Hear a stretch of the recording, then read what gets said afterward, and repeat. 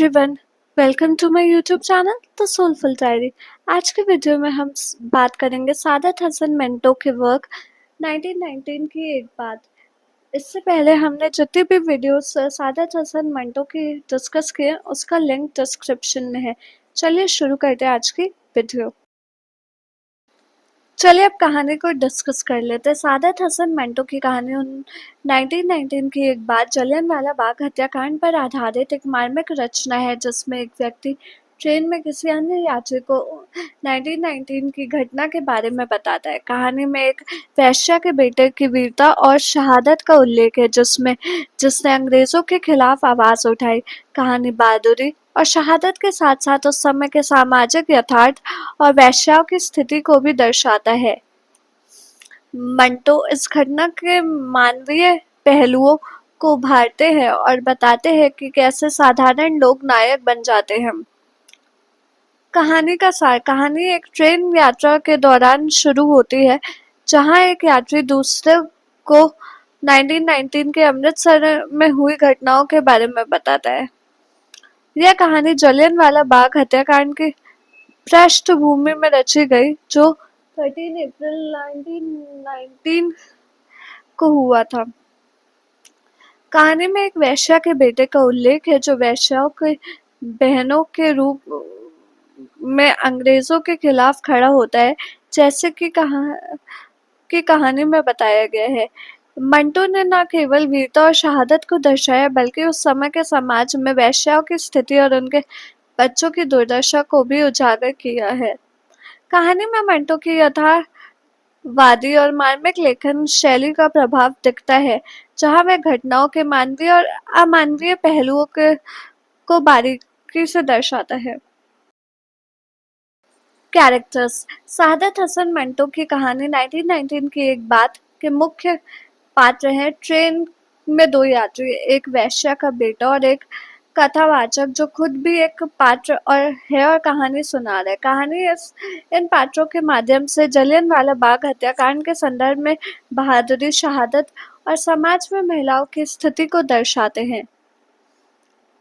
एक कथावाचक और उसका श्रोता। कहानी ट्रेन में यात्रा कर रहे दो यात्रियों के बीच संवाद के रूप में शुरू होते हैं, जहां एक यात्री दूसरे को 1919 की एक घटना के बारे में सुनाना शुरू करता है। वैश्या का बेटा एक नायक। वह पात्र है जिसने अंग्रेजों के खिलाफ खड़े होकर अपनी जान गंवा दी थी। कथावाचक वह एक दर्शक है और वक्ता दोनों को है, जो कहानी सुनाते हैं। अन्य पात्र। इसमें कहानी में उल्लेखित अन्य पात्र जैसे कि वैश्याएं और उनके बच्चे शामिल हैं, जिनके जीवन और समाज में स्थिति पर कहानी प्रकाश डालती है। थीम्स। 1919 की एक बात की चीफ थीम्स है जलियांवाला बाग हत्याकांड और उसके कारणों और परिणामों पर केंद्रित है, जो भारत के स्वतंत्रता और आंदोलन के इतिहास में एक दुखद अध्याय था। इसके मुख्य थीमों में अंग्रेजी शासन की क्रूरता, राष्ट्रीय आंदोलन के दौरान आम लोगों का शोषण और एक सामान्य व्यक्ति के नायकों के रूप में उभरना शामिल है।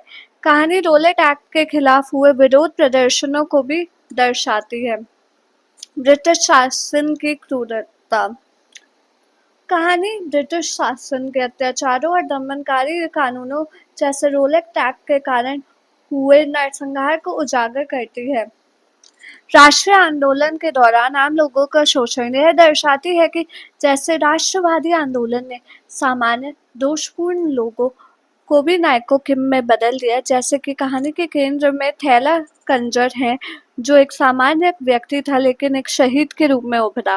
विभाजन के बाद विभाजन का दर्द और शोक। मंटो ने यह कहानी विभाजन के बाद लिखी थी। विभाजन मतलब पार्टीशन, जो भारत के विभाजन का शोक दुख व्यक्त करती है। विद्रोह और प्रतिरोध। यह रोलेट एक्ट के खिलाफ हुए विद्रोह और उसके बाद के प्रतिरोध को दर्शाती है, जो पंजाब और अमृतसर में हुआ था। मोटिव्स। सादत हसन मंटो के वर्क 1919 की एक बात के चीफ मोटिव्स है ब्रिटिश राज के खिलाफ बढ़ता विरोध, जलियांवाला बाग मैसेकर की क्रूरता और उस घटना के उपजा दुख और एंगर है। मंटो ने अपनी कहानी में ब्रिटिश शासन की क्रूरता और दमन, गांधी जी की गिरफ्तारी के बाद पूरे पंजाब में फैले विरोध और अमृतसर की गलियों में लोगों पर की गई अपमानजनक कार्यवाही जैसे विषयों को दर्शाया गया है। कहानी में रेंगने की गली का उल्लेख एक ऐसी अपमानजनक सजा का प्रतीक है जो ब्रिटिश क्रूरता की गहरी छाप छोड़ती है। ब्रिटिश शासन की क्रूरता और दमन, कहानी में रोलेट एक्ट के विरोध के दौरान ब्रिटिश सरकार द्वारा की गई कार्यवाहियों को दिखाया गया है, जैसे गांधी जी को पंजाब में प्रवेश करने से रोकना और उनकी गिरफ्तारी। जलियांवाला बाग नरसंहार, यह कहानी उस भयानक घटना को उजागर करती है जिसमें ब्रिटिश शासन के इतिहास का सबसे बुरा घटना वर्णित की गई है। मेंटो ने इसे सिर्फ एक घटना के रूप में नहीं बल्कि एक त्रासदी के रूप में प्रस्तुत किया है। तमरन और अपमान, कहानी में रेंगने की गली जैसे अपमानजनक नियमों का वर्णन जो दिखाते हैं कि ब्रिटिश शासन ने भारतीयों को कैसे अपमानित और दंडित किया। यह लोगों के सम्मान और गरिमा पर एक गहरा आघात है। शहादत और प्रतिरोध, मंडो ने कहानी में उस समय के लोगों के बलिदान, विरोध और स्वतंत्रता के प्रति प्रेम को दर्शाया है।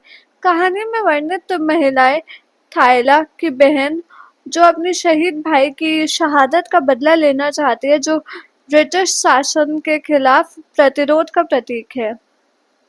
मानवीय भावनाओं और पीड़ा का चित्रण, मंटो ने कहानी के अंत में उस व्यक्ति की आंखों में आंसू और पीड़ा के माध्यम से उस घटना से उत्पन्न दुख और आक्रोश को चित्रित किया है जो मानवीय भावनाओं का गहरा चित्रण है।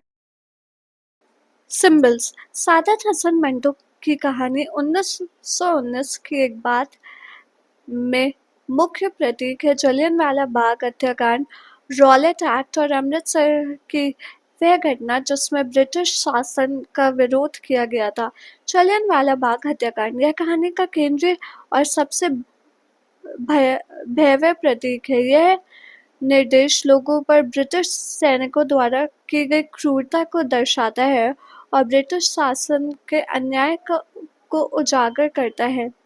रॉलेट एक्ट, 1919 में पंजाब में रॉलेट एक्ट के खिलाफ हुए आंदोलन के कारण यह कहानी की सेंट्रल पॉइंट है। यह ब्रिटिश सरकार द्वारा भारतीयों की स्वतंत्रता पर लगाए गए प्रतिबंधों और दमनकारी कानूनों का प्रतीक है। अमृतसर, उस स्थान का प्रतीक है जहां विरोध प्रदर्शन हुए थे और जहां यह घटना घटित हुई थी। यह ब्रिटिश विरोधी भावना का केंद्र भी था। सर माइकल ओयंगर, कहानी में उनका उल्लेख यह दर्शाता है कि कैसे ये व्यक्ति और ब्रिटिश शासन जनता की independence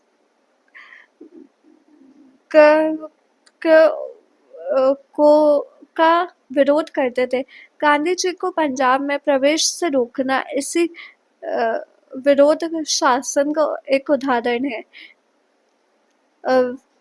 son of a prostitute, यह एक ऐसा प्रतीक है जो ब्रिटिश शासन के खिलाफ लड़ने वाले आम आदमी की पहचान को दर्शाता है। यह दर्शाता है कि कैसे कोई भी व्यक्ति, चाहे उसकी सामाजिक स्थिति कुछ भी हो, अन्याय के खिलाफ खड़ा हो सकता है।